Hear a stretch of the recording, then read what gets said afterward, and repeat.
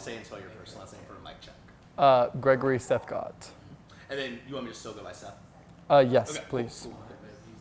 Cool. Alrighty. So I want to talk about, let's start really general. Some of these are going to be repetitive from last time we chatted.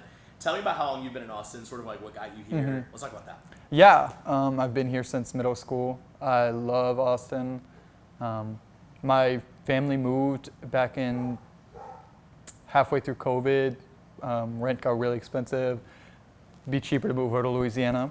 I did not want to leave Austin. I made all my friends here. I love the city, so I decided to stay and lived here with Miss Kim.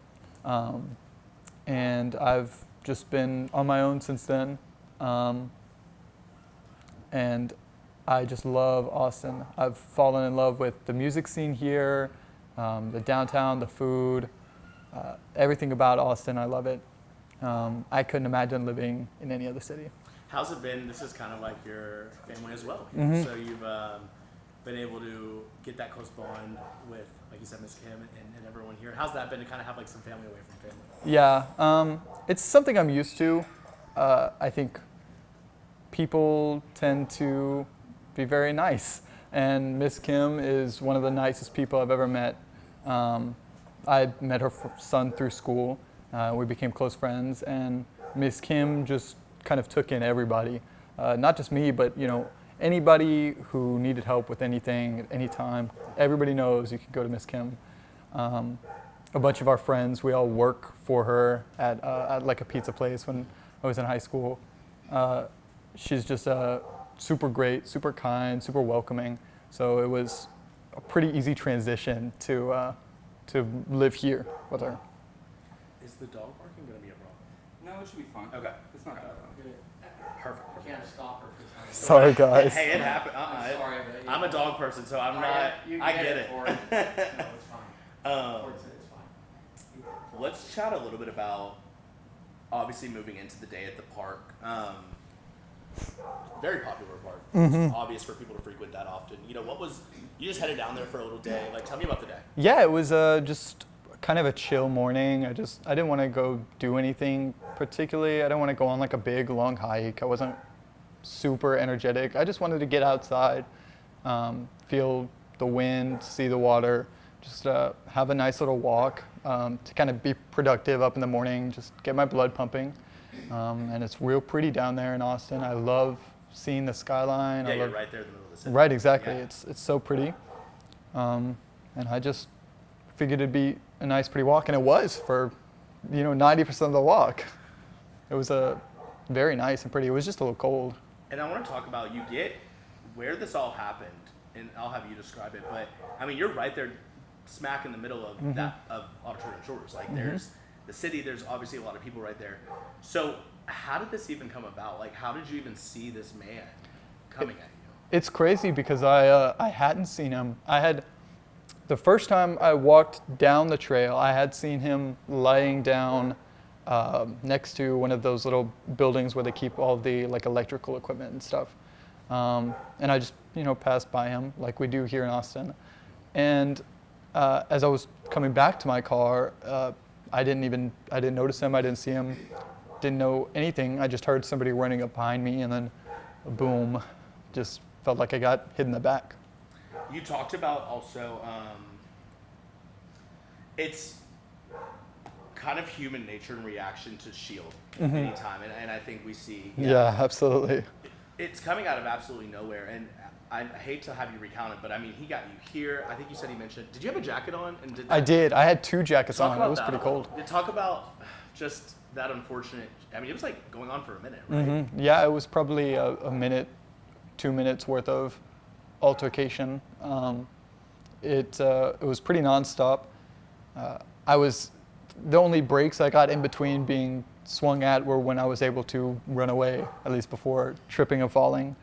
But yeah, I got cut all up on my arms.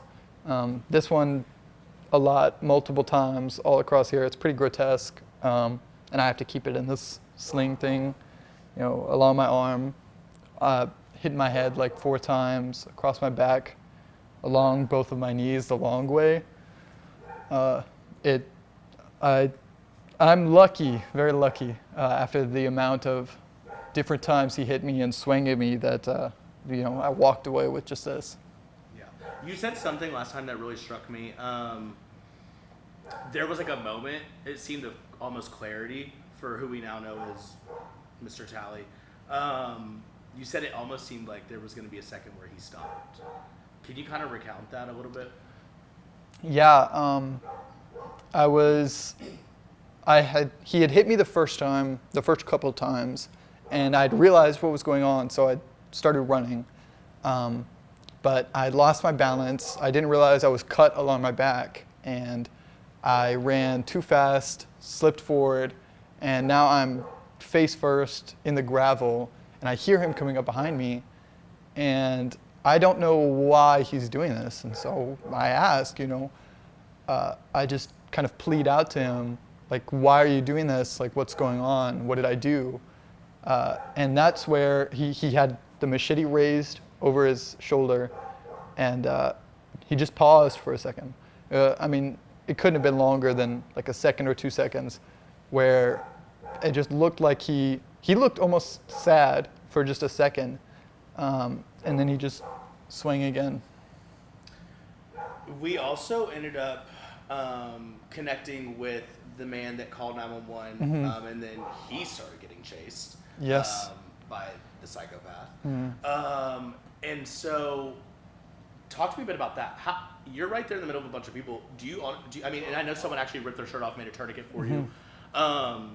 Do you attribute that to honestly helping save your life? Absolutely. Mr. Curtin, the man who called 911, absolutely. He is one of without him I would be dead, almost certainly. The man who was attacking me wasn't going to stop, which is one thing. I had even at one point tried to play dead in hopes that he would kind of just leave, but he certainly would have kept going if Mr. Curtin did not distract him and get him away from me. So I absolutely owe him my life, and the other people who came to my side as I was laying there, who tied a tourniquet around me, and who kept me from giving up in that moment. It felt, to me, certain that I was going to die. Just looking at the amount of blood that had surrounded me, I'd been hit in my head like 4 times. I was certain that, I tried my best, and that's it, right? But those people assured me, and they had seemed so certain that I would be fine, that I would make it, that they almost convinced me, and I'd felt much better about actually making it.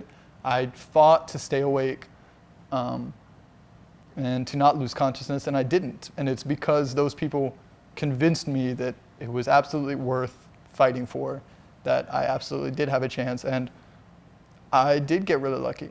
So that's my question too.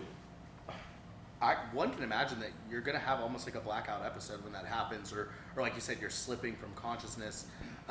Tell me how it was in terms of, this is going to be obviously very blurry, but once you're being attacked to EMS, I think they got there somewhat pretty quick. Mm-hmm. Those moments right there, I know it's kind of repetitive because you talked about it, but did it feel like time was much slower, or how did that feel?